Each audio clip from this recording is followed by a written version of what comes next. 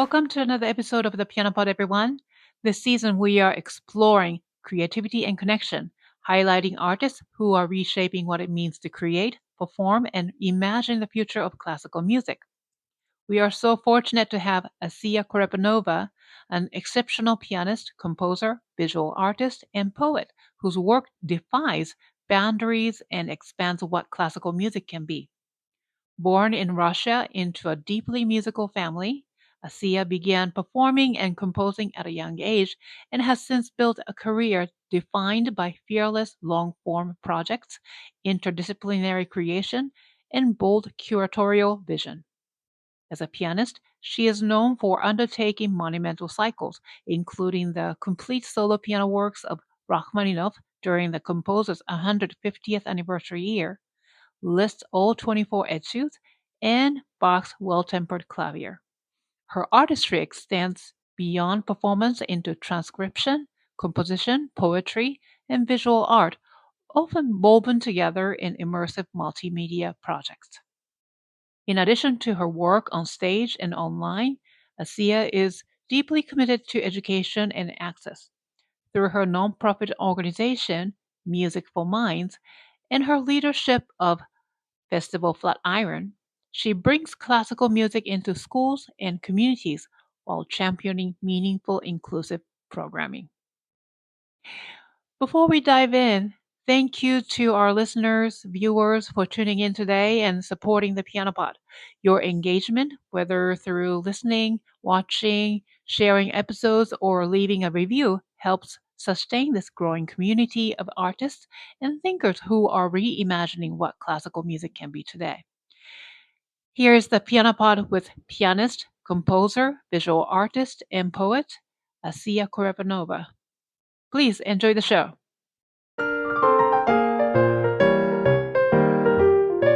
You are listening to the Piano Pod, where we talk to the brightest minds in the industry about how they are bringing the piano into the future and thriving in a complex, ever-evolving world.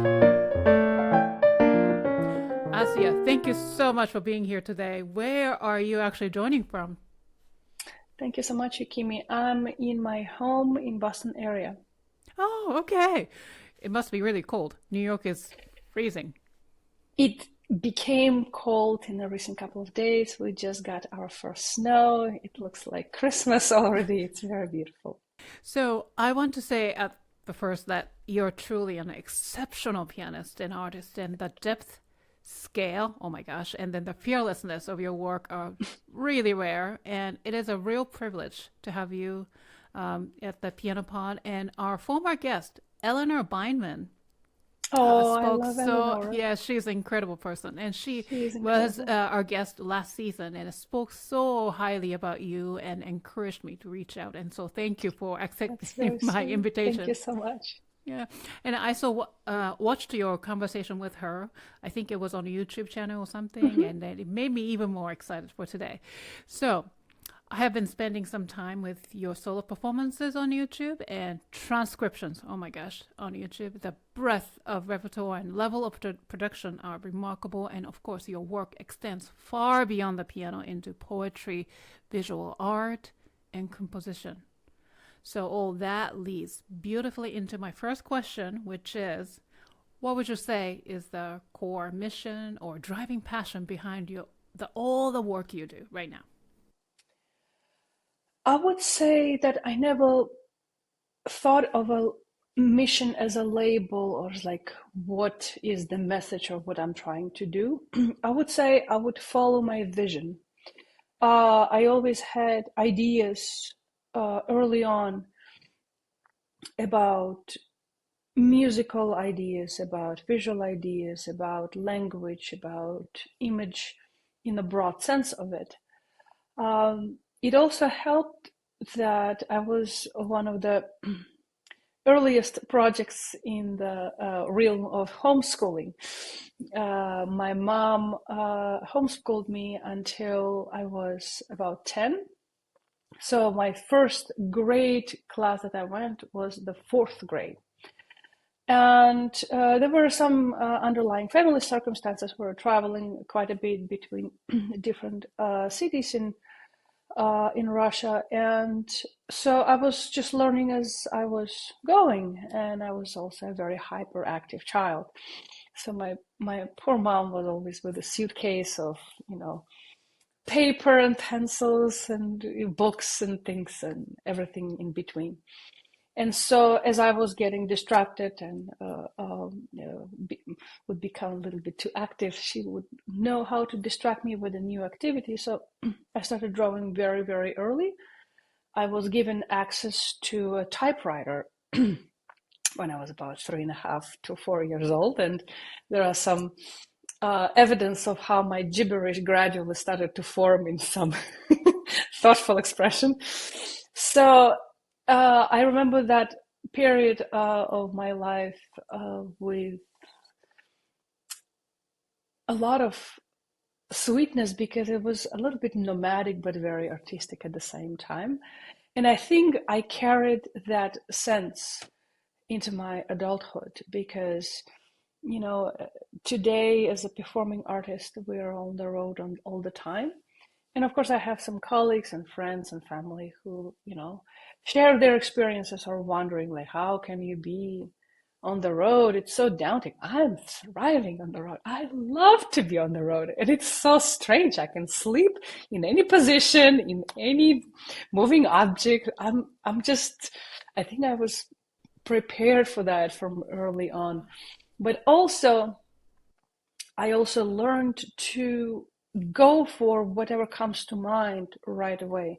I have an idea of transcription in the mornings. Sometimes I already will have a few pages of that down in the evening because I just like, oh, I have to do this right now. Or I have something like a poem, I have a poem idea and then I start working on it, or I have a composition idea.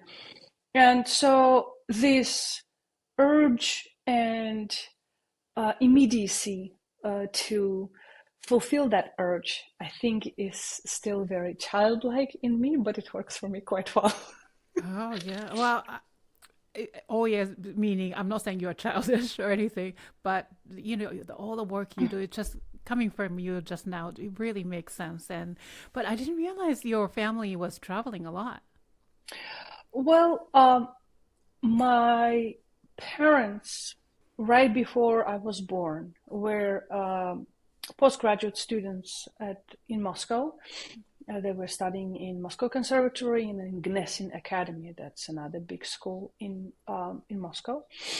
And but my mother was born in the city of Kazan, which is south of Moscow, quite far. And my father was born in the city of Izhevsk, which is another maybe 100 miles more south and east from there. And they met as students in Kazan Conservatory. Kazan Conservatory is also a big school, a wonderful musical institution. And when I was born, my parents at first continued their studies, and then there were some illnesses in the family. We were traveling to Kazan, traveling to Izhevsk, traveling to Moscow, traveling. And it was just like this eighth that was between these 3 points of these cities. So by the time I was about 3 or 4 years old, my parents were joking that I spent about half of my then lifetime on the train.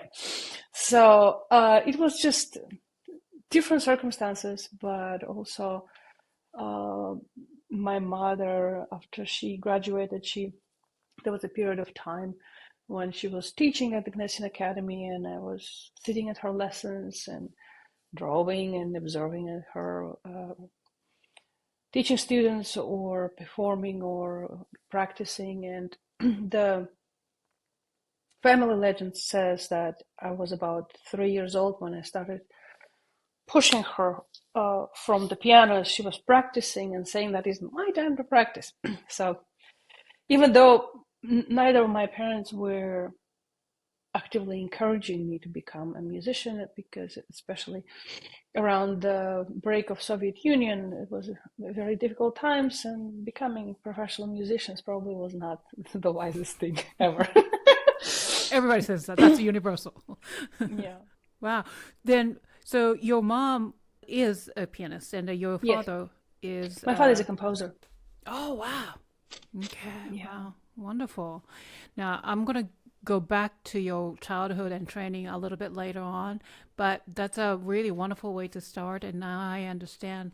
So, then I want to talk about this. We're going to jump to this extreme long form projects.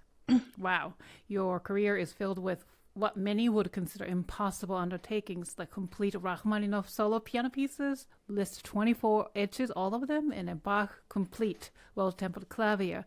So you've performed the complete Rachmaninoff solo works during the composer's 150th anniversary year. That was like 2 years ago. It was in 2023. Right, right. So let's start here. Can you tell us more about taking on his complete solo piano works during the anniversary year? Uh, it may sound a little maybe strange, but I decided to do that last minute. With Rachmaninoff's project, it was maybe an act of resistance on my side, because it was, I remember it vividly, it was July of 2022, and I was watching concert organizations in the United States and Russia, worldwide, announcing their upcoming seasons. And since Beethoven's 250th anniversary was just a few years back, and we were seeing Beethoven on every corner, despite the COVID and pandemic, people were doing so many projects, so many pianists played complete 32 Beethoven sonatas, symphonies were doing complete symphonies, and there were so much work, chamber music and everything. So I was kind of expecting some similar scale to happen for Rachmaninoff. And then I realized there's not. I was saying, well, Yuja Wang will announce that she's going to perform 5 Rachmaninoff concertos in the same night. A few people, such as I think Nikolai Lugansky and I think Mikhail Plitnev as well, did that in Europe. And there were different colleagues that did recitals dedicated to Rachmaninoff music, but there was not a single person who thought to put out a set or even series of complete works. There was later on, last year actually, 2024, there was a festival in Colombia that did dedicate their entire festival to music of Rachmaninoff, and they invited, I think, 10 or 12 pianists to play those works over the course of several days. But that was also a little much later than the anniversary itself. And I understand that the tragic circumstances in Eastern Europe might have, influenced the decisions of, playing Rachmaninoff's music more broadly, or, we never know what's in people's heads. But I felt offended. I felt that this is such an injustice, because Rachmaninoff is one of the most beloved composers on earth. If you want to sell out the house, you put Rachmaninoff's second concerto in, or his second symphony, or his symphonic dances. You know that it is something that is immensely attractive to people, and it just really, really touches people's hearts across generations, across cultures, across everything. And I know that I can learn fast, and I know that I can concentrate on things quite deeply. And so I thought, well, I guess I need to do something about it. In July of 2022, in my repertoire, I had Rachmaninoff first and second sonata, 1 Etude tableau, 5 morceaux opus 3, and a transcription of daisies. That's it. that meant everything else I had to learn from scratch for the following year. Wow. And that's what I did. That's what I did. I divided, I constructed 6 programs out of this body of works.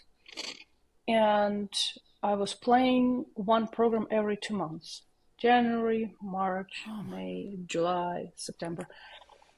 I ended up getting violently sick in May and had to postpone the series by 1 month a little bit, because there was one place in Miami, the Reverend Friends of Chamber Music of Miami. They decided to carry all the 6 programs in the same place. So that was my home series for these concerts. While each individual concerts I also played in other places, but all 6 I played there. And so they were incredibly sweet, and they were incredibly encouraging and excited, because they felt that this is a very special occasion and very special moment, and they definitely never had same pianist play 6 recitals in the same calendar year. But that was an immense honor and trust that they had, and I'm eternally grateful for them for doing that for me. And it also meant that I knew that I have an audience that is eager to hear the next installment and the next installment. I would definitely say, like when we see sometimes advertisements on television and there's a disclaimer, don't do this at home. I would say, don't embark on something like this on 6 months notice, because the problem was not just I had to learn all this music. I also was premiering my transcription of Manfred Symphony. In February, I was playing the same month. I was debuting my 24 Liszt Etudes program in Merkin Hall in New York City. I was traveling. I played 4 piano concertos in different places at the same time. I also learned another Liszt, almost a recital worth of program at the request of American Liszt Society, such as Gross's concert solo, that is a very rarely performed work, so-called sonata, the minor sonata 101. It's something that he wrote right before writing. So I had a lot of repertoire in my head, and it definitely was mentally the most unbelievably exhausting year.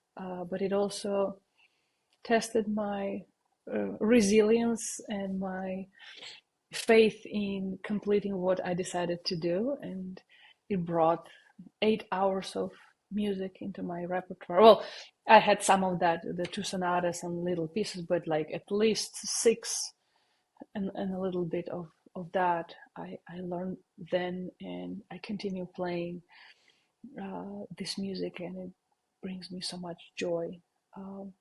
When I was a student back in Russia, in my grade school, in my middle school and high school, I was doubling as a composer as well. And I was studying with an incredible person who also was a professor of my father, Albert Lemon, who was a student of Shostakovich. Oh my goodness. And I started studying with him when I was 9, even before I actually went to school. And he was very encouraging. He was a fantastic pianist himself. But in Russia, in Central Music School, where I went, people start tackling very difficult repertoire very early. It's very competitive, and everyone is trying to start playing Rachmaninoff as early as possible. And he discouraged me from doing that. He's like, you have to understand Rachmaninoff is a little bit like Brahms. We tend to play Brahms better as we mature, and the longer you wait before you play Rachmaninoff, the better for you. I don't know what sat with me so deeply in his words, because I sort of violated the Brahms part heavily. I was playing his concertos already in my teen years, and some other works, but I held off from Rachmaninoff for a really long time. My very first Rachmaninoff piece that I've ever played was Rachmaninoff Cello Sonata. And I was already 19 years old when I learned it and fell in love with the piece, and eventually wrote a solo piano transcription of it that now I'm playing as a solo sonata.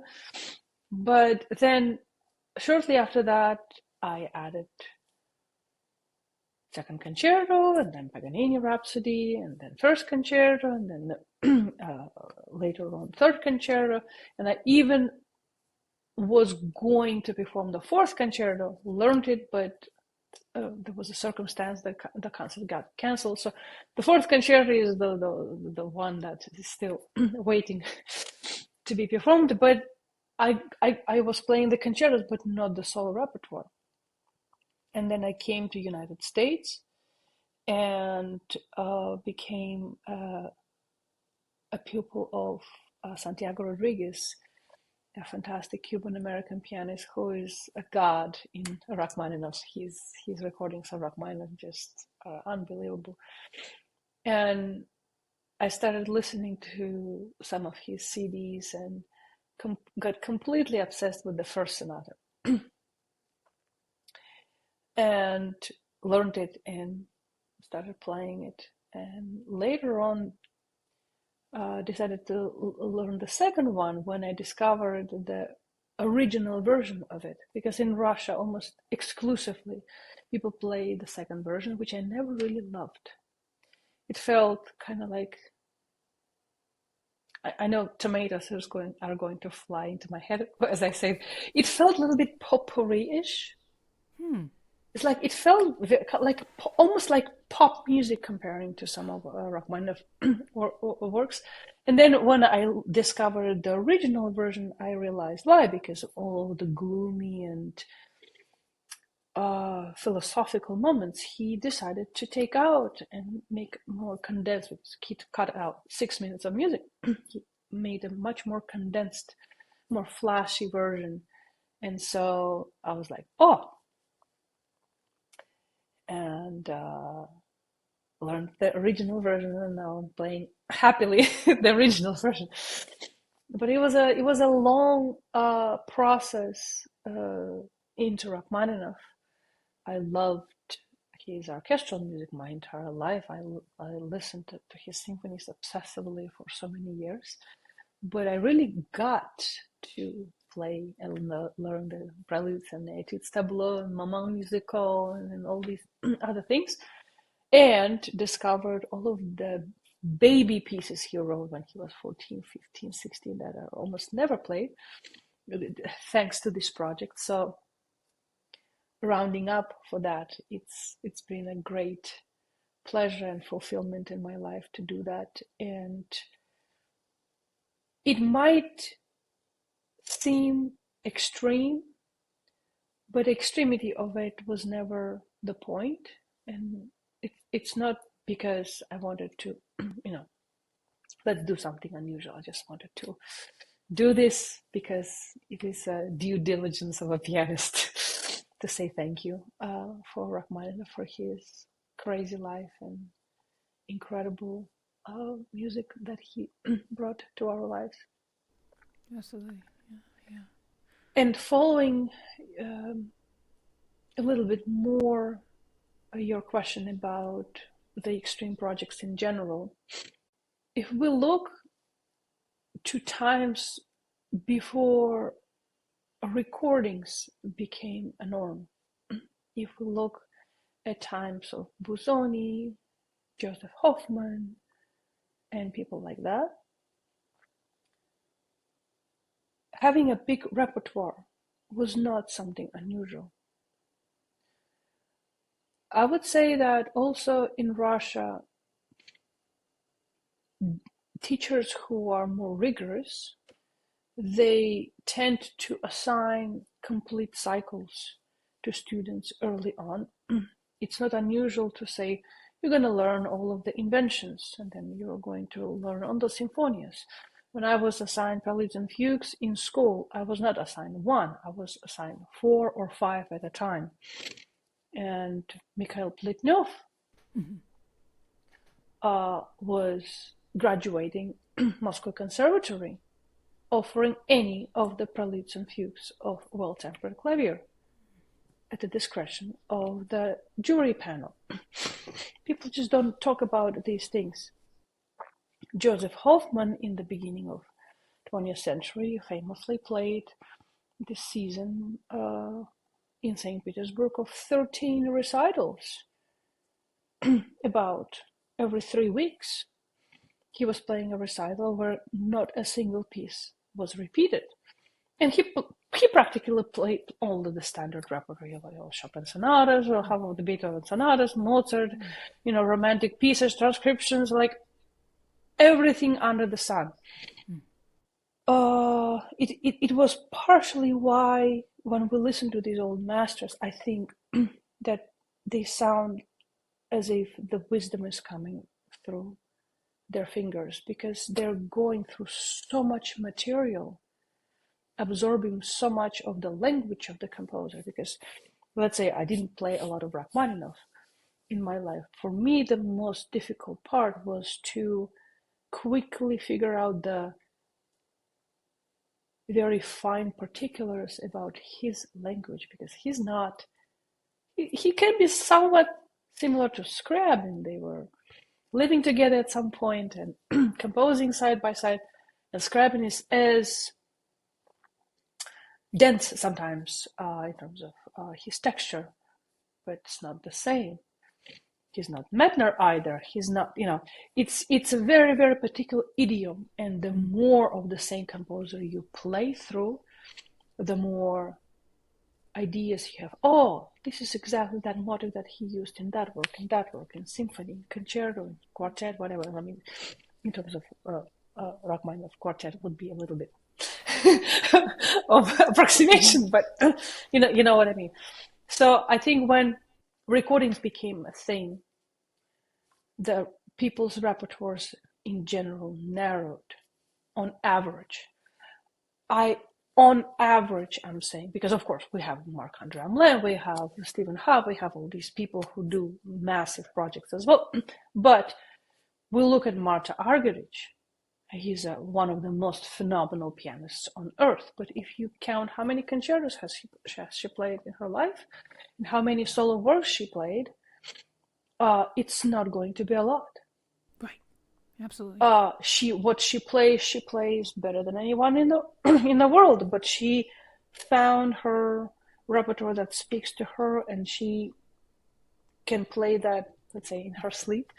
And it is something that is always with her. And I think that works for her, but it also, for somebody like me, who is a greedy individual and a curious individual, I think I'm thriving when I'm exploring. And so because of that, I don't find that it's a good idea to sit on the same thing exclusively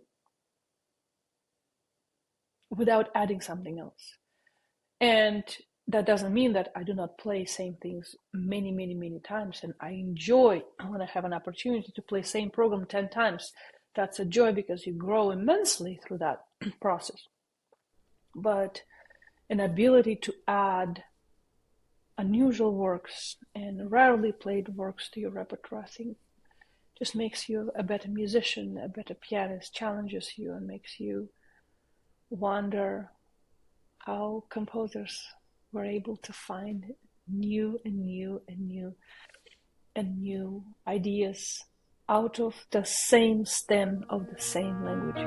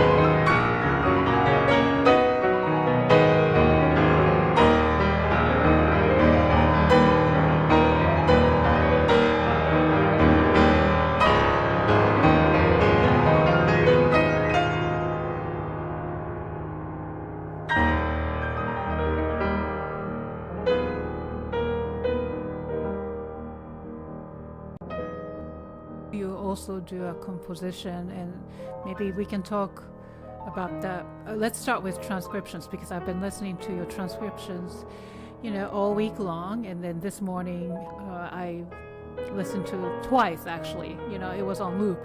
I really enjoy listening, and the way you preserve the essence of the original music while reimagining is just remarkable. And you also once described the process of transcription as something like taming a wild animal. Very much so. And discovering whether the music will allow itself to be fully realized at the keyboard.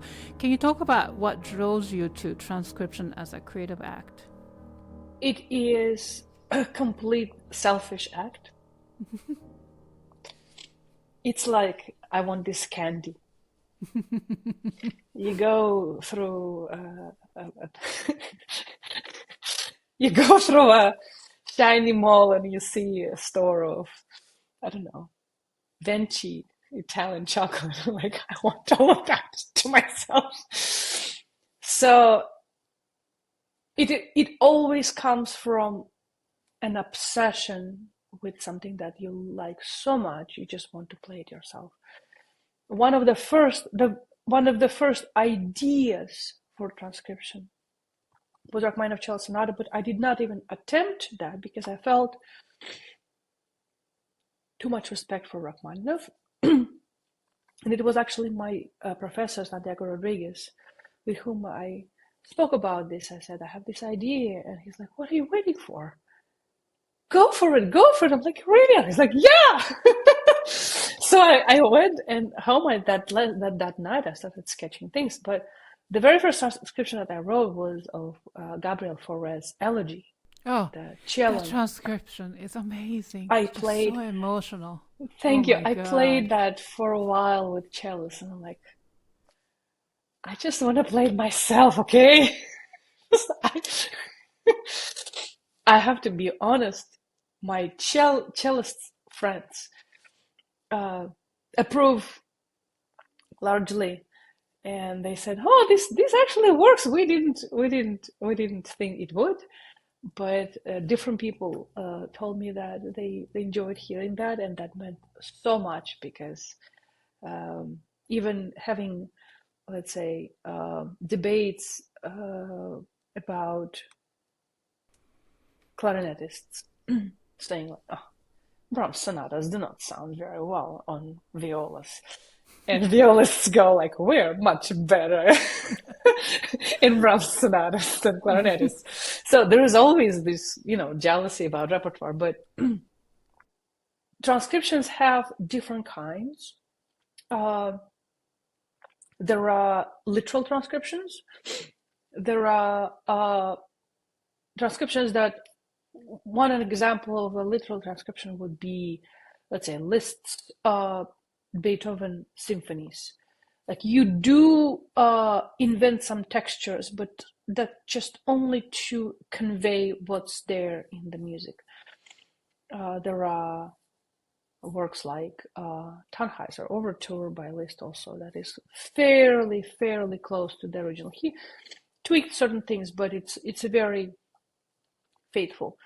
Then there are ornamental transcriptions, let's say Rigoletto Fantasy, that follows the quartet in time, how it progresses, but adds lots of flourishing and things like that.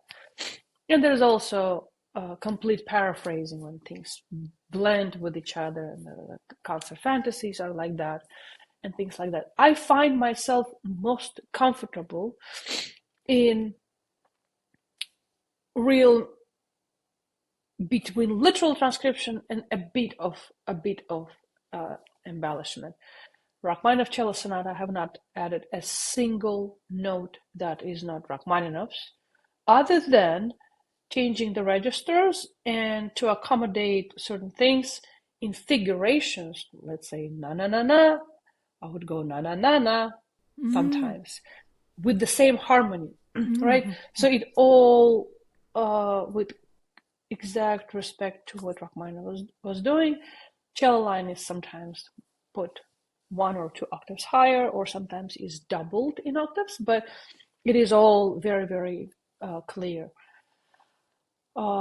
Tchaikovsky's Manfred Symphony and Strauss' Einheldenleben already have so much notes in them that your job is to find what you can sacrifice, not what can you add, but what you can sacrifice while still portraying the thickness of the orchestral material, and sometimes you have to invent techniques and things to portray certain things. There is a phenomenal climax in Einheldenleben's Hero's Love section, which is number 3, and there is like da da da ba ba, and there's 2 harps are playing glissandos down, and they're doing them in octaves together, so they're very prominent. There's so many things going on at the same time, but these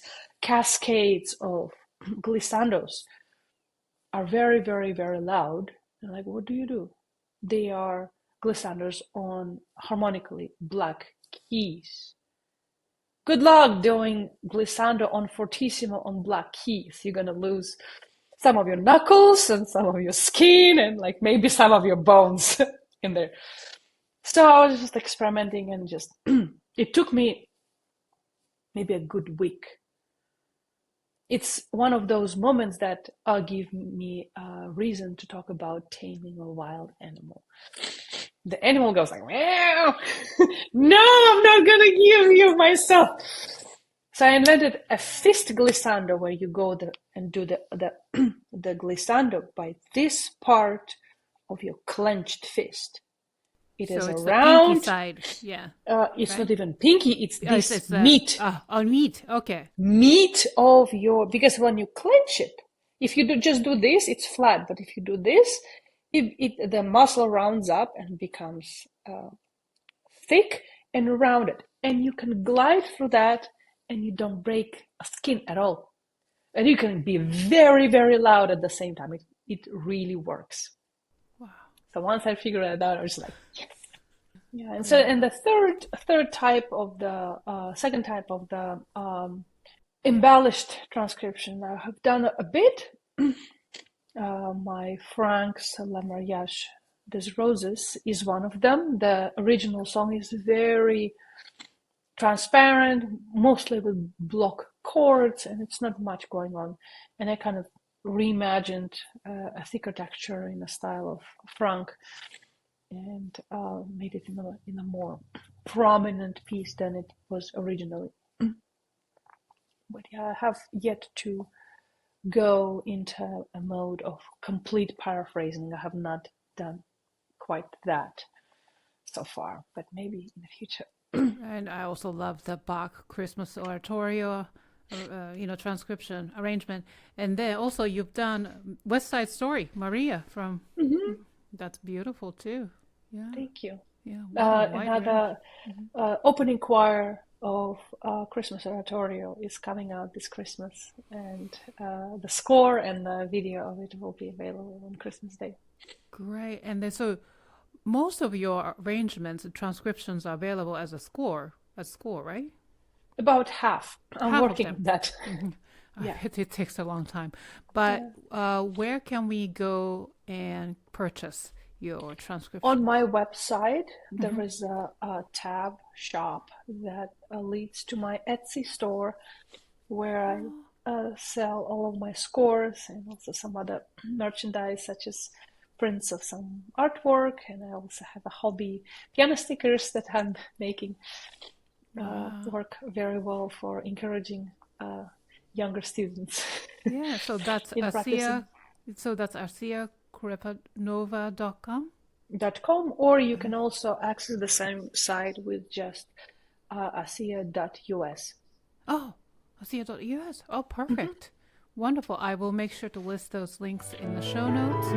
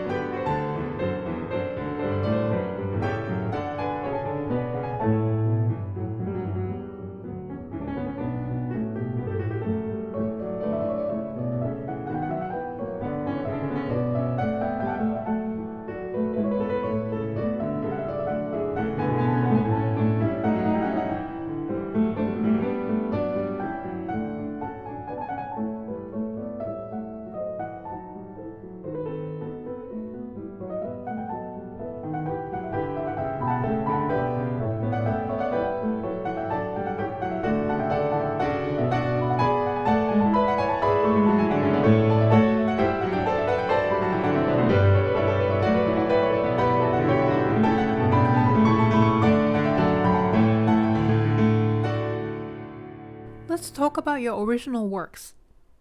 I've listened to your alto saxophone and piano composition poem. Oh. Well, I've known this piece for a while because I interviewed both Thomas Giles and then Liana Heron, both for the piano pod. Yes, both together. Fantastic. Now I'm connecting the dots. Yes, so that piece was amazing. It's a little jazzy, some in the middle, like where there, gets a bit dense. Yeah, it's cool. And also piano quintet, Marvel at the Sky, and then a con brio for two pianos.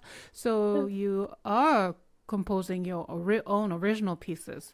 Yeah. Yes. So how does that place you in a different creative space from performing? Like, all of your life as a, solo artist, solo pianist, and trained. Well, also you studied composition, but does the composition give you a different perspective about yourself, identity, maybe? Absolutely. When you compose and you make choices about what to put on paper, it makes you look at everything else that was put on paper before you differently.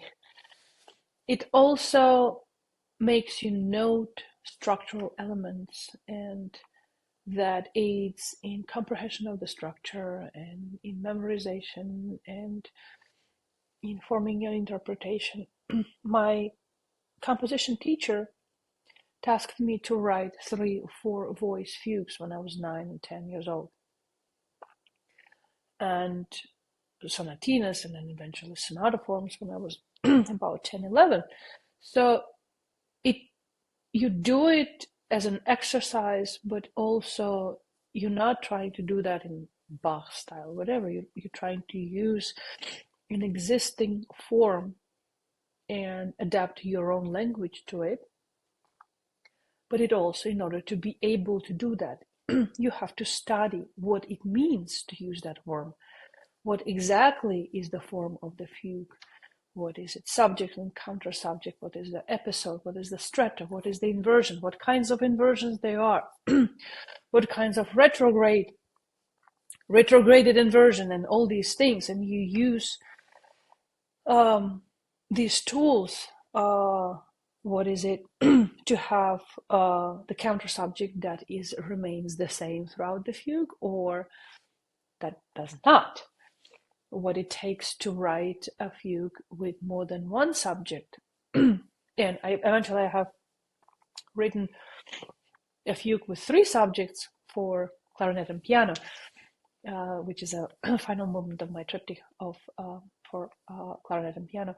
But it is highly analytical work and highly emotional work at the same time, because you have to analyze consciously what you're doing, but you also have to make sure it carries an emotion and a feeling that you want to portray. Because if we just put something together completely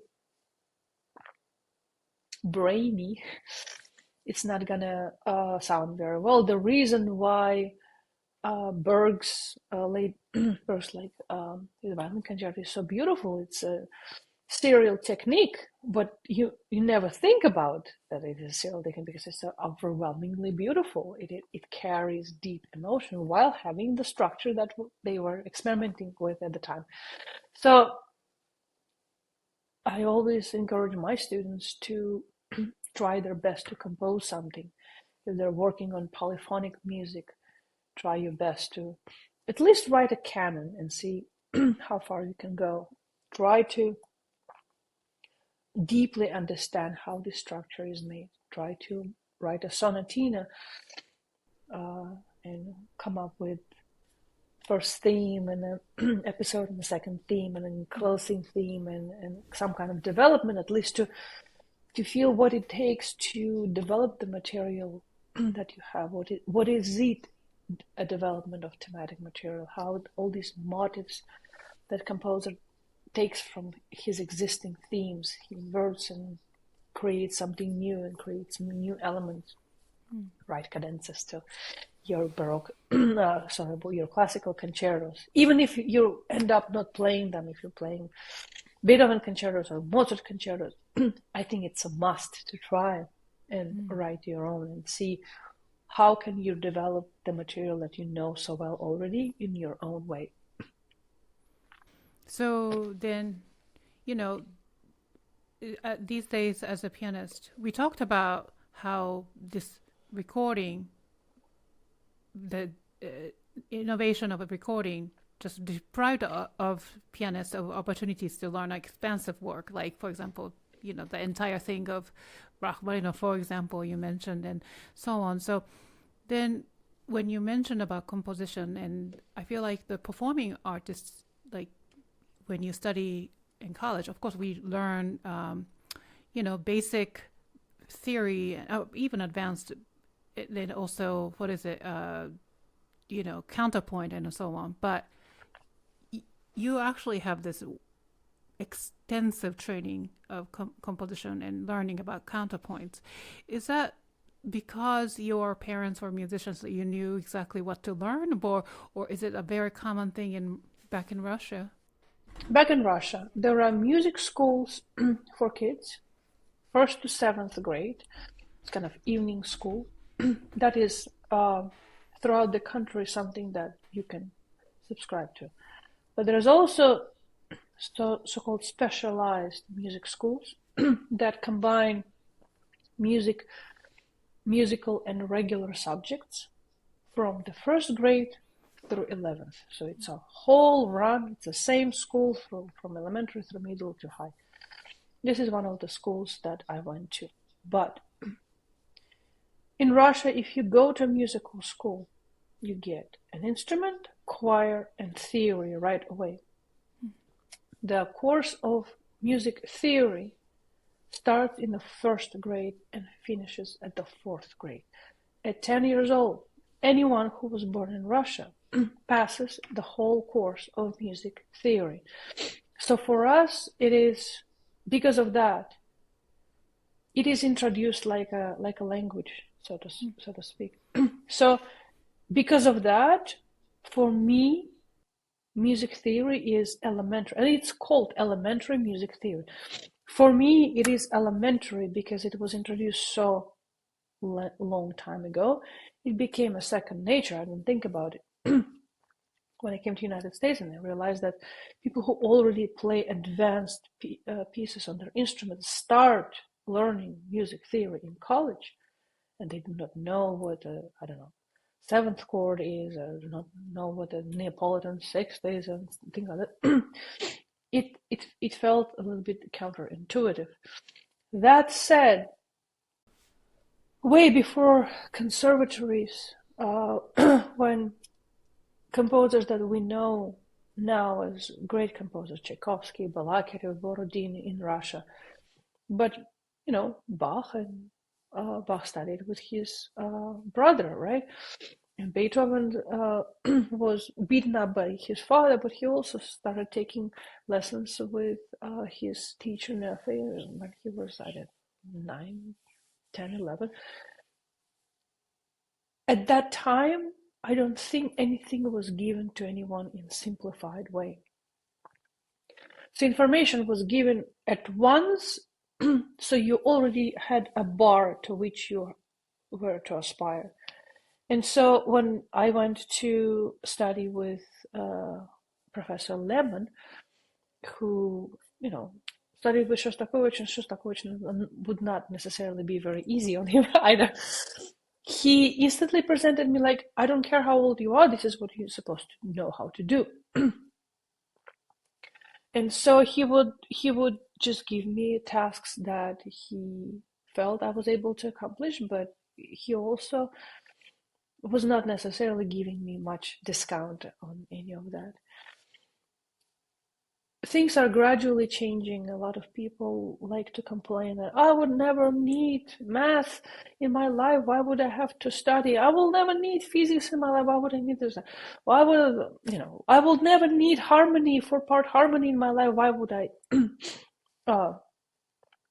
need to study that? Well, it is done so that this gray matter in your head knows how to move around. Primarily because when you have to analyze harmony for four-part harmony tasks, you analyze tensions in the harmony. You realize internally how one chord resolves to another, how strong the pull between these harmonies are.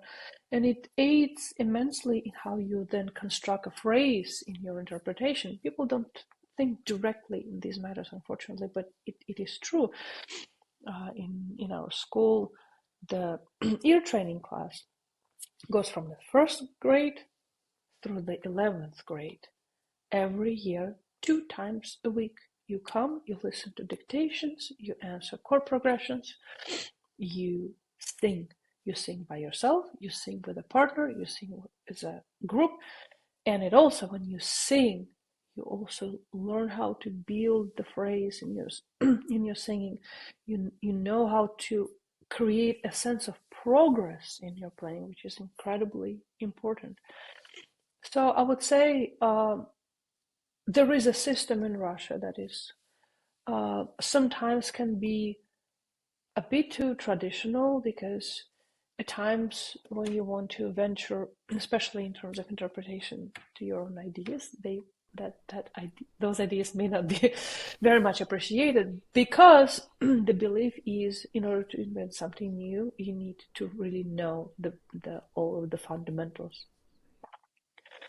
When we are 18 years old and we are passing examinations to Moscow Conservatory or St. Petersburg Conservatory or any other conservatory in the country, you play your program that you prepare, 45 minutes of music. Then you have an interview at which you are asked random questions from the entire course of music history that you did in school. They can ask you virtually anything. How many symphonies this man wrote? What was this Beethoven sonata? Who was the dedicatee of this Beethoven sonata? When was this written? Can you play us an opening of this piece or that place or this piece? And they also make you to sit down and sight read something that you do not know. Then you have oral ear training exam, where you are played a chord progression of 24 to 32 chords. They play twice, and then you have, in those 2 times, you have to memorize that and tell from memory what chords that they were and in what was in the soprano line. It is not a random thing. You train for that 11 years for that. This is something that we do all the time, so it's a part of our training. You have to sing something, sight sing something. The next day there is a written ear training exam. You write a dictation, typically 16 measures, played 8 times. The next day there's an oral harmony exam, and you are given a beginning for a period. You have to improvise a period with no wrong voice leadings, and you also have to answer some specific questions on the course of harmony. The next day is the written harmony exam. You're given a 16 measure melody, piece of paper, pencil, and eraser, and 4 hours without instrument in a class. And you realize this, so that means you have to hear in your head what you see in order to really realize that. So it really, the course of harmony trains you to have this ability to really, really internalize the sound. And then the last exam in that is essay.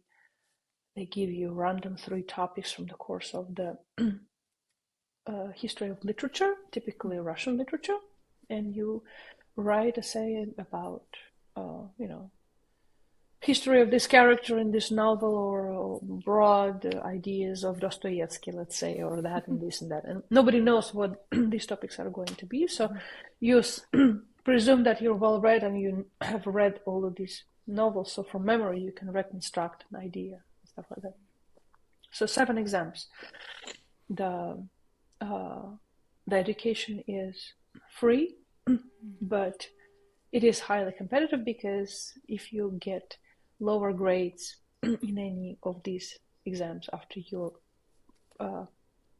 instrument, it brings you lower and lower and lower in the list. And then if you do not make a cut, you don't make a cut. So it's a very different system. It also kind of puts you in a lot of stress because you grow up, everyone who's studying together with you is your direct competitor, because you have to excel to make the cut, because they also, in the special music school, if your grades are not good, they eliminate you and you no longer can study. So it's a very different very different philosophy, very different upbringing. It has its benefits because it builds resilience, but it also has its downsides because it's a lot of stress and it breaks a lot of people as well.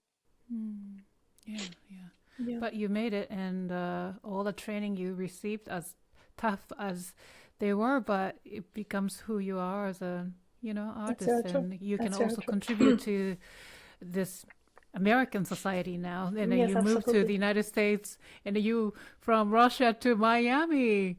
Yes. Yes, Wild West. So how is it? How did being in the United States expand or challenge your sense of artistic freedom? I've been asked whether I have any regrets about moving to the United States. And I said, indeed, I do have those. And people ask, well, what those regrets are. And I say, well, I regret that I did not make the move earlier. I came here when the time was right, of course, and I came to Miami straight from Moscow, which was a crazy move, especially since my stipend, my scholarship, for whatever reason, was starting in the spring semester. So I came in January, and I came from very cold. It was a very cold winter, colder than average, and I'm coming to Miami. It's 85 degrees, and I'm opening the doors of the airport, this warm, moist air washing my face. I'm like, oh my God, I'm supposed to study here? Like, what?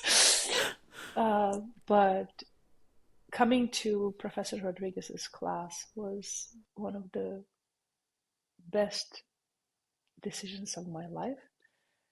And he has been one of the most helpful and amazing teachers I've ever had, and extremely encouraging and extremely supportive in a way that he wanted me to be me, and he never tried to make a mini me out of me. So he was able to see my personal aspirations and personal features and helped me to realize them, even with that comment of what are you waiting for in the Rachmaninoff cello sonata, because that validation from him, and he's a big Rachmaninoff person, that validation from him sort of opened a Pandora box in me, because I started writing Rachmaninoff transcription, but then in about a month later, I simultaneously started writing Einheldenleben, and then something else, and then something else, and it just kind of like my hunger grew, and I started to satisfy it, and so it's been such an integral part of my life these days. And I started also to write transcriptions for piano for hands, as I collaborate with a number of colleagues, and I love 2-piano and 4-piano playing, because it's a type of chamber music that is very different from playing with other instruments, and I enjoy that very much. So I'm now brewing ideas for hand and 2-piano repertoire as well. Can't wait for the next composition or transcription that comes out of you. But it's fascinating because you rediscovered basically Rachmaninoff in Miami. You know what I mean? Like, of all places, you know. Yeah, So yeah, yeah, in a that's sense. that That's that's absolutely wild. true. Yes. That's wild. Yeah, Yeah, that's but cool. about Miami, I had a very different perception of Miami. When you're not in Miami, the stereotype of that being a paradise touristy destination is so strong worldwide that people think, oh, Miami, beach, palms, I don't know, coconut water, and maybe some jet skiing and stuff like that. It's a very vibrant and rich and huge city, and it's one of its main benefits. It has still a lot of room to grow, and it's many things are being invented in Miami. I'm sure in about a decade, Miami is going to be very close to New York City in terms of how many happenings are. There's an art basel. There are so many new concert series and new ensembles. There are many things, and there are people there who like to be there, and they want their communities to be culturally rich. University of Miami, where I went as a doctoral student and artist diploma did my artist diploma after that, transformed in these last 12, 14 years immensely. New concert hall was just recently opened there, which I was very honored to be a part of the opening of. And they built new buildings for the music school. They built new hospital, new student dorms, and it grows. And many new festivals are started and many new events. So it's a very special place, and it's very far from just being the beach and the palms. Even though the beach and the palms are quite nice. Yeah, yeah. I've lived in Florida, so I know what you mean. So, but is that where you met Liana Heron? Yeah, Liana and I met yeah. as students, doctoral students. Okay, okay. Because Professor Rodriguez actually introduced us for the first time. Yeah, because we she became. mentioned, she also traveled. Actually, she mentioned about coming out of Miami, so she drove herself to New York, and then she Yeah, came here. So yeah, yeah, I remember yeah, that. Wonderful. She's also yeah. a wonderful pianist. Yes, she Now, is. yeah, I want to talk about your other part of you. We talked about being a pianist, a composer, and arranger, but also you're a visual artist and poet. And actually, you bring those all elements together into your multidisciplinary event or concert. So tell us, because were way ahead of everybody, because now people are doing it, but since 2007 you have these pictures at the exhibition event and the euphoria after Liszt and so many others. So tell us. As I mentioned, I've been drawing my entire life. This is something that I really loved. My mother also had this very fun idea of using uh, catalogs of art museums that she and my dad were collecting as picture books for me. Uh, there is this funny photo of me at maybe 4 or 5 months old. I'm sitting on my mom's lap, and we're examining the National Gallery of Washington, D.C.'s catalog, which is also, I must say this, in March, I'm making my debut at Buenos Aires with Buenos Aires Philharmonic Orchestra, and I will be playing Amy Beach's South American premiere of her piano concerto with them, which is an enormous privilege and honor. But my mom has a faint link to that because many years ago, my mom had a duo partner in Russia, a very wonderful violinist. Her name is Alia Gubaidulina, who they've played many recitals together, and I witnessed them practicing together and everything. Alia at some point met a young man from Argentina who was from Buenos Aires, and eventually, which was very difficult to do during Soviet times, they got married and left. And for that period, the connection with my mom got, unfortunately, had to be put on pause because they couldn't meet and rehearse anymore. But they were sometimes able to send something from abroad. So one of the gifts that this lady, Alia, sent to my mom was the art catalog of a National Gallery of Washington, D.C. that is present in that picture with me. So I grew up looking through that catalog hundreds of times. It became the portraits and the artwork in there became as familiar as if you have a Tom and Jerry picture book or something like that. So it was like that. Oh, Perseus and Andromeda by Rubens, or like, oh, this and that. So I was so enamored by that, and it was such a normal thing that years later, when I went to the gallery, National, I was walking around and crying because, like, I just saw in person every single picture that I knew by heart from being a toddler. It was the most extraordinary thing. So, needless to say, I spent a lot of my time as a child trying to copy. So I would just try to trace and just make a copy and whatever. I was doing a lot of that.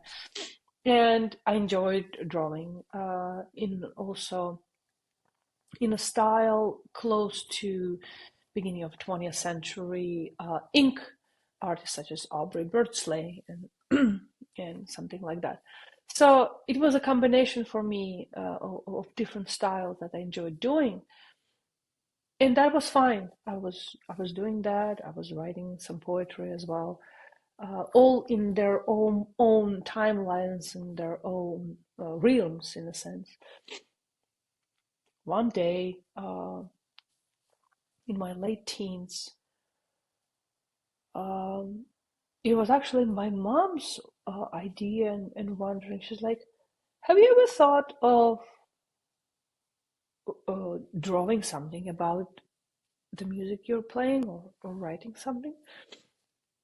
And I thought that could be a very fruitful thought, especially since in the beginning it was more of a task for me because I don't think visually in music at all. Even when I play a music that is openly programmatic, my sense of associations is not depictive in that instantaneous sense. So when I decided to attempt this, it was the time when I was initially absorbing collecting transcendental etudes, so Liszt. Three of them, and then another three, and then another two, and kind of that was coming together. And so I started doing drawings for these etudes and writing for these etudes. But it's more of a drawing that is inspired by the music rather than drawing that tries to depict the music.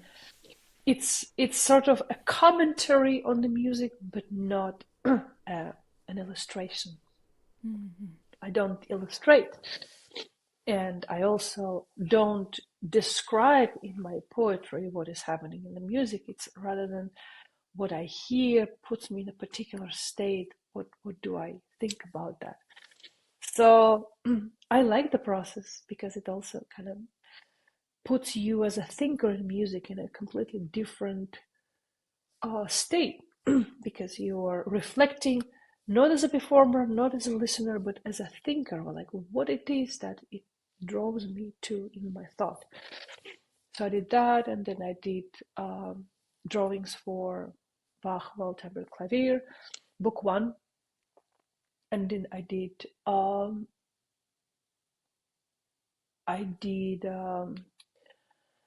mixed technique series for 18 pieces of Tchaikovsky, Opus 72, his last piano cycle. Beautiful collection of pieces that are, other than his meditation, are very, very rarely played. There is a video of the entire set from a live concert on my YouTube channel that I'm playing. It's a very, very beautiful. It's a very, very beautiful, colorful, and very nostalgic music. He wrote it in his last year of life, which was intended like knick-knack salon music, but it's actually much deeper than that. And then the last project that I'm also bringing on the road next fall is pictures at an exhibition with my own pictures. And that was very interesting work, because I always felt of pictures at an exhibition as a very tragic work in general, despite so many major keyed movements. And my series kind of made it a little bit of a horror story. Oh, no. But it's just, there was a viewer. I did premiere this series of artworks in New York City. I played in right before the pandemic, at the end of 2019. I played a concert at the Rockefeller University's Gasperi Auditorium. They have big projectors, so I did played there, and there was a audience member that came and said, like, it was very, very interesting to see how your fears manifested in these artworks. I'm like, that's right. Very keen view. Wow. I didn't even want to say, like, no, like, yes. Good eye. You couldn't even deny it. But yeah. So do you show your drawings while you're performing? Yes. So the very first concert that I've done in 2007 with the Transcendental Etudes was in a theater that had very, very tall hall, and they had a projector there and a screen that was able to hang it vertically. All of my pictures are vertical for that cycle, and it was a massive, huge screen. And also I had a microphone, so it was a recital in which before each work I would recite my poem, and the picture would be projected. I would play the corresponding etude, and I would take a microphone, say another poem, the picture would change, so it would be going like that. And it's not always possible in different venues to do it like that, but in most of them where I'm doing that, it is something that I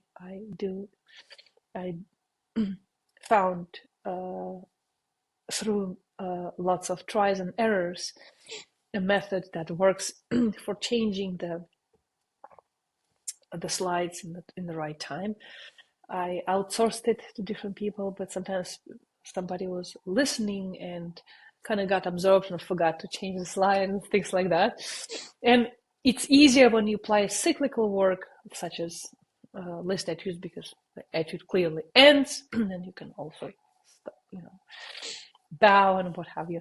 But if you're playing like pictures in an exhibition, if you do not know where exactly one, because there are some of them are tactile, whatever.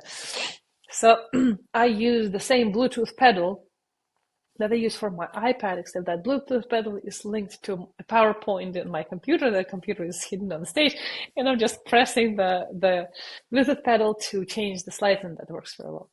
Yeah. Now, do you think like you needed to do that? Is that for your own sort of satisfaction, combining those, or maybe you wanted to do a little bit more immersive experience for your audience because there was something maybe missing? You know what I mean? Like for modern audiences where maybe it's too much for them. I don't think there's anything missing in music for anyone. Mm-hmm. I just think this is a sort of a commentary, a curiosity, something unusual. But also, a few years after I first time did the Liszt project, I started seeing different musicians coming up with presentations of other artists. Let's say we're doing a night of French music and we playing Debussy, Ravel, Chaminade, or whatever, and we have Manet and we have Renoir and Cézanne to kind of blend in together. So it's to create an atmosphere and also to help to focus on something that also you may listen to music plainly. You just listen to music. You may listen to music and think what associations you can have. But sometimes people listen to music and they see an artwork and they're like, this is the association that this artist have, but I disagree. I have different association. And I like that people sometimes come. I don't really agree with what I saw in your pictures because I felt this music was about something else, or I felt something else. I'm like, great, because you're going to walk out of the performance having your own opinion of what you felt about this music because you had a trigger. So the point is not to, help you to understand. It's not. My view and my drawing and my artwork is just sort of a screenshot of my mind at the time when I did make these images. But since I made them, my opinion may have changed. And even in Transcendental Etudes, I sometimes think like, now that almost 20 years passed, it's time to make new ones because there's so many new ideas that I have. Right. And they also may come in a clash with someone else's opinions, which is good. It's in a little bit in parallel with an activity that I'm doing as a part of my outreach things that I'm doing through my organization Music for Minds. I go to classrooms and I play unabridged repertoire for kids. I know that the best thing to get someone interested in something is to overwhelm. Nobody wants to hear Mary Little Had a Little Lamb or Nutcracker or something that is already so well known. You want to play something that people are like, we had no idea, And what I do, I come to classroom and I play 4 or 5 short works for them that have programmatic element to them. Let's say Ravel's Undine, or Chopin's Polonaise, which is dance, or something like, I don't know, Balakian of Islame I played for kids sometimes. Rage Over Lost Penny. It's not too short, not too long, but I also request that every kid has paper and colorful pencils. And I tell them, I'm going to play for you this and this piece. It is about that and that and that. And you listen to that and that and that in this piece, point to certain key moments. And then I want them to draw what they hear. And then at the end of the class, you see a wild array of ideas. And also, you have 30 kids. Typically in 30 kids, you have 2 or 3 people who have clear talent for visual art. There's something like enormously elaborate that was created out of scratch in 9 minutes or like in 7 minutes, or something completely like unusual in thought and reaction. But it also makes kids listen deliberately. They're trying to listen to get a feedback for themselves to draw, right? So it ups the chances that they would remember what they heard, besides just, being educated and like, this is Beethoven, this is, So it's triggers. So I like it because it's a kind trigger. It's not something that is going to spark any much of a debate, but it is going to focus listeners' memory on what they heard. So you spoke about your community outreach, so Music for Minds.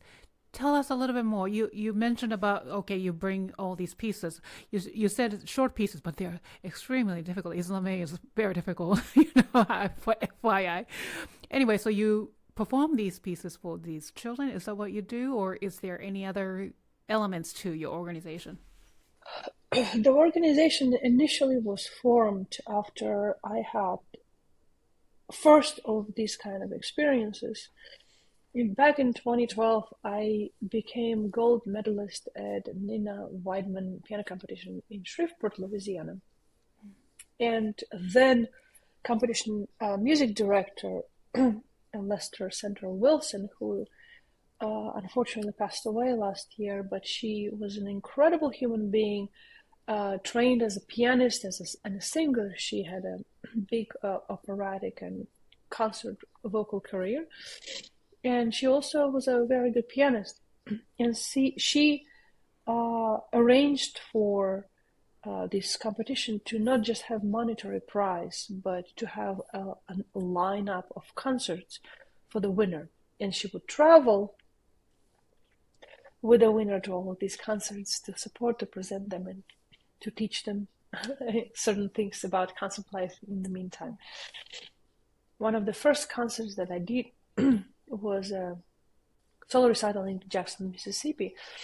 And she, literally maybe the night before I had to perform, she said, we have a very wonderful arts school, private school, St. Andrew's School here, and they were just wondering whether you would agree to come in the morning and play a little bit for the kids. And it was just like an impromptu situation. Mm-hmm. She asked me that in the evening. Of course, if we were to do that, it had to be like 8:30 or 9 in the morning. So just like we go there and we're literally driving there. I'm like, oh my God, what do I have no idea, like demographics, how old they are, what do I do? I don't have anything that kind of necessarily matches like kids' repertoire or something that you do for children. And I have a big program to play in the evening. And I come in, we walk through the hallways, and there is a main hallway in the school. There is a suspiciously beaten-looking upright piano in the corner, and about 200 kids on the floor. From, I think, first through third grade or fourth grade. It's just like enormous audience. And they're all on the floor, and they're all impatient, and they're all rustling, and, So I'm like, I'm just going to play excerpts from my recital program. I said, and Islame was actually part of that program. So I said, well, kids, I'm going to play 3 works for you. One was Beethoven 32 Variations in C minor. For first graders, they were explained what Beethoven is, what the variation cycle is, what is theme, what is a variation, what to listen for. And it's fairly short, not too short, but like 11 minutes. They were listening. Then I played Gaspard de la Nuit in the first half of my concert. I did not play the entire thing for them, but I played the Undine, and I narrated the poem for them. And in that poem, the character of Undine is trying to seduce this man to join her in the underwater world and become the king of the rivers and things. She describes her life and everything, and he tells her, "Thank you so much, but I love a mortal woman." And then she laughs, she gets angry, and disappears in the streams of water. So I got to the point, and he replies, "I'm sorry, but I love mortal girl." And every girl in that room goes,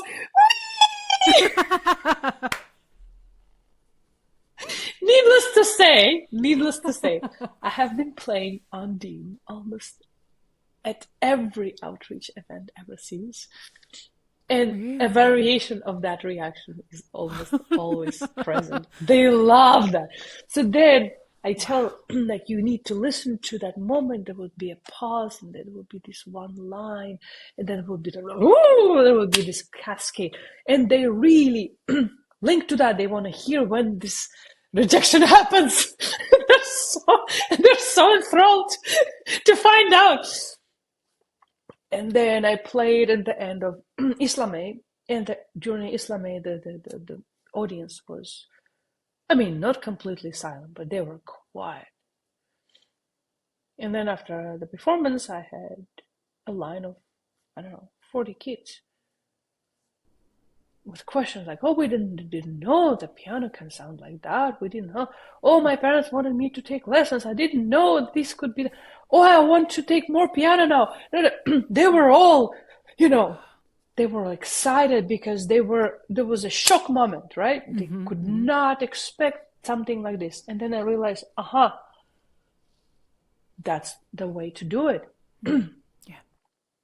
So we're not doing something, condescending and abridged or whatever. We're just hitting them with all what we have because they totally can get it, and they get excited from that. Because our competitors is video games, cartoons with very elaborate music. Video games now have very elaborate score. Everything is big sound, very, very colorful. Everything is attacking your senses, right? So you have to provide same impact.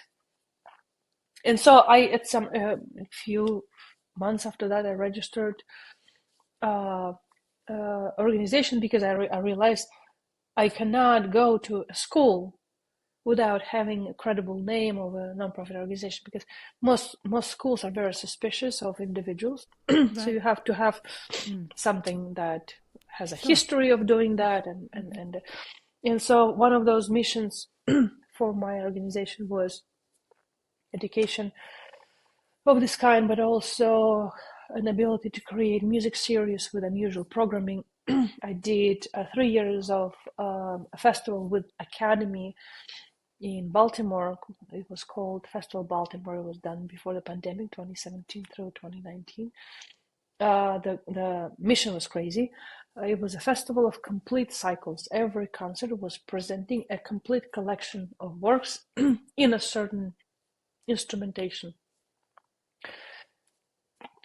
24 Liszt Etudes, all of the Liszt Etudes, let's say. 5 Beethoven cello sonatas in one night. Complete works of Paul Creston for alto saxophone and piano. Complete Hindemith viola sonatas in 2 evenings. Complete works for viola and clarinet by Robert Schumann with piano. These kind of surveys. They were recruited students to form concerts like this too. Our first year, we recruited 3 pianists and 12 string players to have a concert of complete Brahms piano quartets. And all of the artists who came to perform the concerts, they were coaching the students. So the students got a very multifaceted coaching. The second year we did complete Tchaikovsky string quartets and complete Rachmaninoff piano duos. So just a very kind of unusual look on programming, but also a little bit of resistance in that. Because worldwide, concert programs are shrinking. When I was growing up, a recital program was first half 50 minutes, second half 45 minutes. That was a norm. Now they tell you first half 30 minutes, second 25. I'm like, what is this? That's a joke to me. I mean, right? So having experience of growing up like that, but that also means that audiences are gradually getting more impatient. It also influenced by television, and it's now well studied that in the 70s there were certain 7-minute TV shows that kind of framed people's attention to 7 minutes at a time, and so it's more difficult to hear longer works. So I think when you can entice a person that yes, you're going to be in a concert for more than 2 hours, but in those 2 or 2.5 hours, you're going to hear a lifetime of a composer in this particular genre, right? You're going to hear all Beethoven cello sonatas that are stretched throughout his life, or you're going to hear all of the works of, Paul Hindemith that also were not written at the same time. They were written over a period of time. We had a colleague of mine, fantastic pianist, Reddy Lupa, played, at my request, complete piano sonatas of George Walker. And those 5 piano sonatas span 56 years of his life. And you see there that the concert itself is just an hour. The sonatas are not very long. But in that hour, you hear how composers' language was changing from sonata to sonata, and that's absolutely amazing. And there's definitely a demographic of the audience that appreciates that and is interested in that. People come with scores to our concerts, and sitting with scores listening. That's the best thing. That's the biggest compliment. Wow, that is incredible.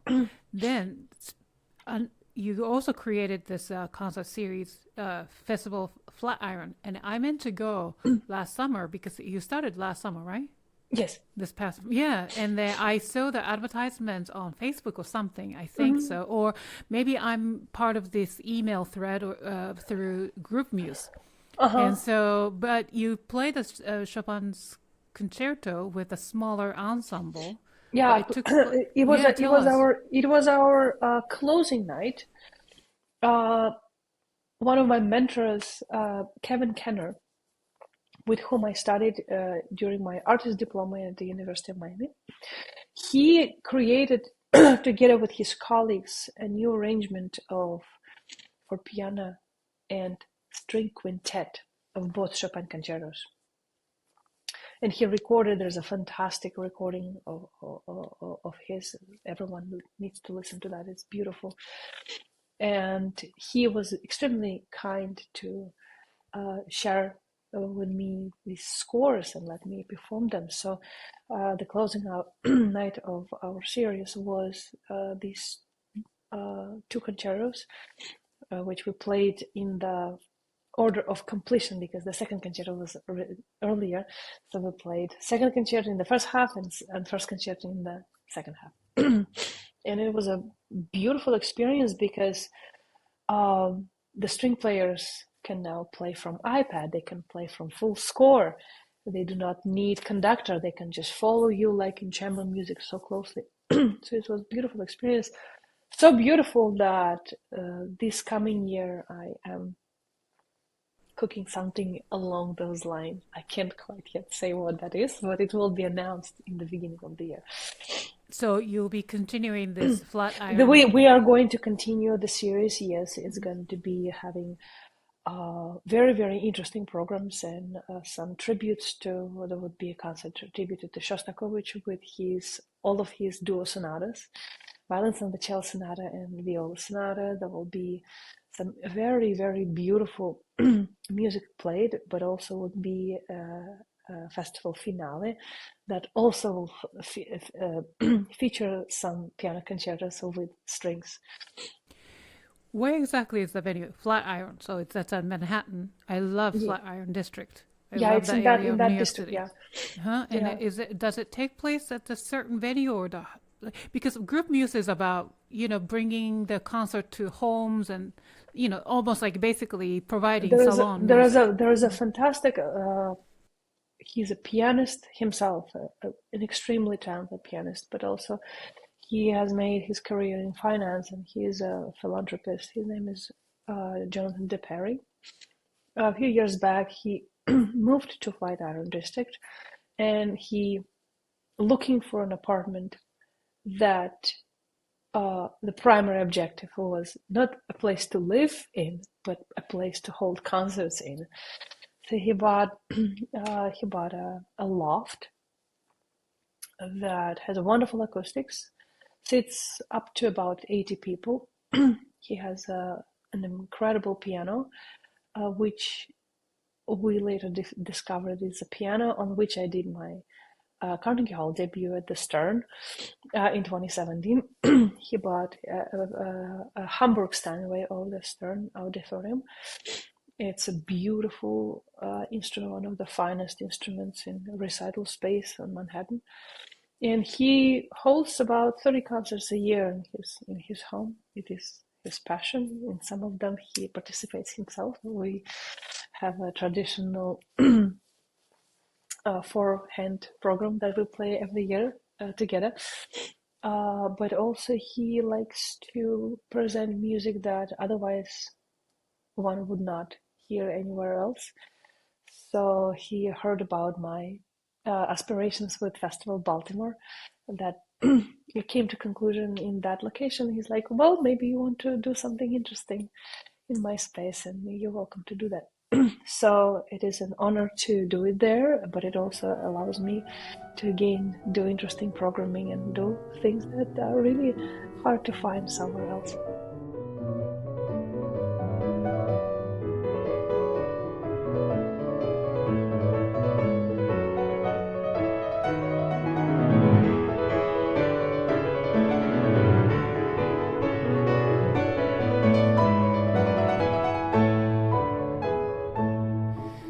I know it's coming toward the end of our conversation, but before we go, is there any other things like we didn't cover, or maybe something to promote?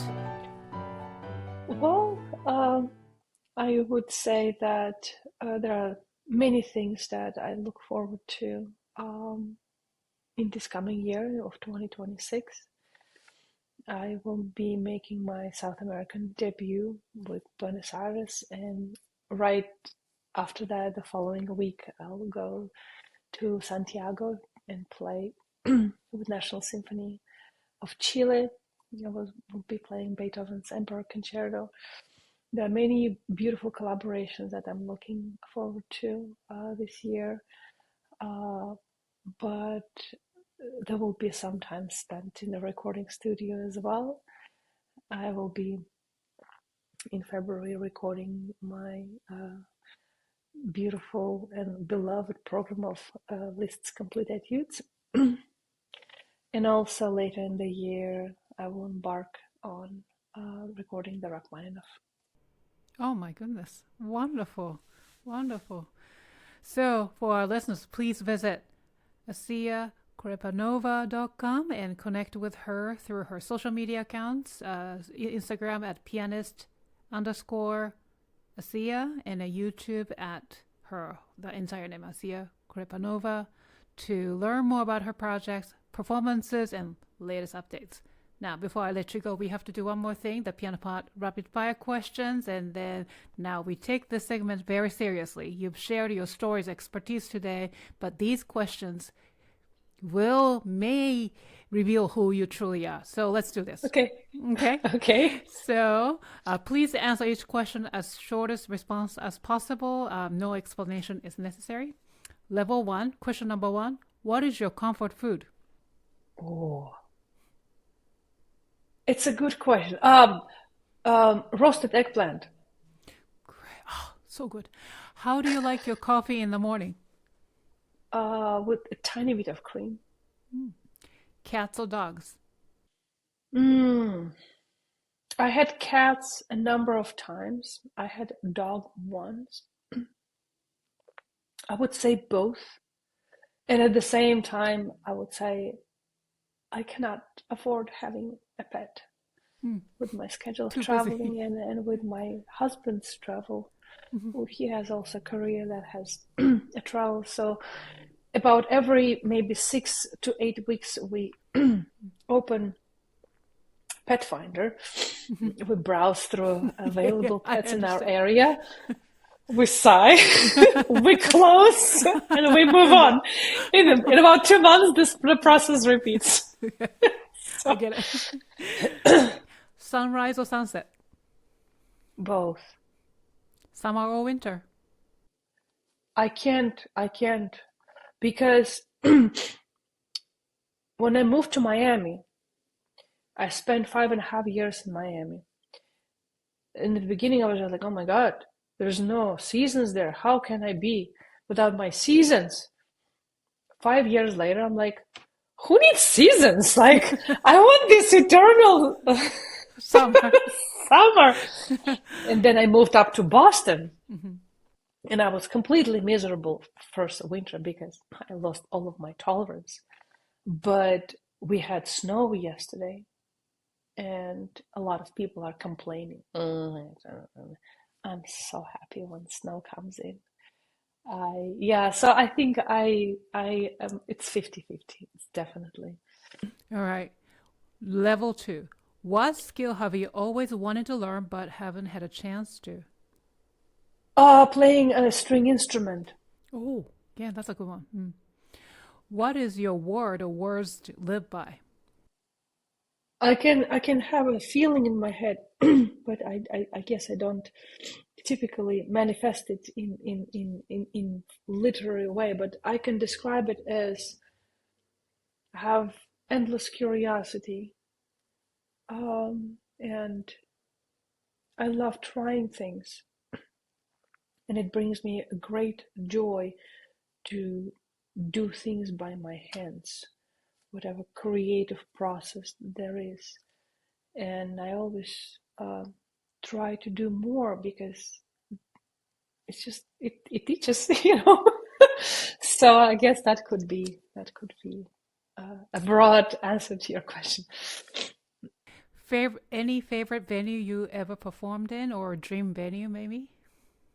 It is really hard to pick one, because of course there are legendary venues that you always dream to go and to play to. I don't know, growing up as a little student in Moscow, like the biggest dream is to play in the Great Hall of Moscow Conservatory. Of course, you play in the Great Hall of Moscow Conservatory. Then I wanted to play in an international venue, and then you go and play in different places. And I played in Carnegie Hall, and it was, of course, such a milestone. And I'm about to play in Theatre Cologne next year, which is also another milestone. But sometimes small venues or venues that you don't expect to be anything special becomes the most special in your entire life. I will give you a couple of examples. I had experience playing in juvenile prison for boys between 14 and 17 years of age that committed different kinds of crimes. Is that in the United States? No, it was in Russia. Oh, It was in Russia. And I came there and I played a lot of kind of unassuming repertoire for them.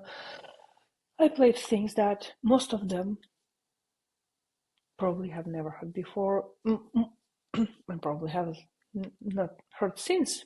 But one of the works that I played was Schubert's small A major sonata. And there was this room of about 200 of them, and there's of course, military units, and everyone is, sort of supposed to behave, and the piano is not very good, it's an upright. And I'm playing, and there's this very interesting silence that comes from both them not quite understanding what to do with what they hear, but also from objectifying me, because, as they walk by me, they, say things, and they probably haven't seen a real girl for a while, so they kind of like look at me in a certain way. But then after the performance, there are a few guys that come through and they're in tears, and they say, we don't know what it is, but we haven't heard this music before, we don't know what it is, but we couldn't help crying. That was Schubert. And when you ask about what's the venues and what's the most memorable concert experience, this experience comes in the first few most overwhelming ones, because it's just this act of sharing and kind of connecting so deeply that such outcome happens, Or also if you have an experience of playing for someone who is on their deathbed, and you know that your performance is the last thing they would ever hear in this life, it also becomes some of the most important venues of your lifetime, even if it is someone's bedroom where you brought a keyboard to play, So there's all sorts of experiences, the glorious and shiny ones, and not so glorious but shiny in a different way. Beautifully said. That's great. Well said. So the last question. Fill in the blank. Music is blank. Eternity. Beautiful. Thank you. Asiya, thank you so much for joining us today and for sharing your artistry, your journey, and thoughtful reflections with such openness. Thank you for having me. Of course, and depth and generosity. You're an amazing person. So to our audience, if you would like to explore more about Asiya's incredible work, visit asiyakorepanova.com and explore her performances, compositions, multimedia projects, and educational initiatives. And of course, a huge thank you, all of you, to our dedicated listeners for tuning in today. If you enjoyed today's episode, please give it a thumbs up and subscribe to the Piano Pod YouTube, and share and review this episode on your favorite platform, and tag us at the Piano Pod. It's one of the best ways to help our community grow, and we love hearing your feedback. For the latest updates, guest news, and stories that inspire creativity and connection, follow the Piano Pod on Substack, TikTok, and LinkedIn. We'll see you in the next episode of the Piano Pod. Thank you, Asiya, once again. Appreciate you. Thank you so much. Thank you.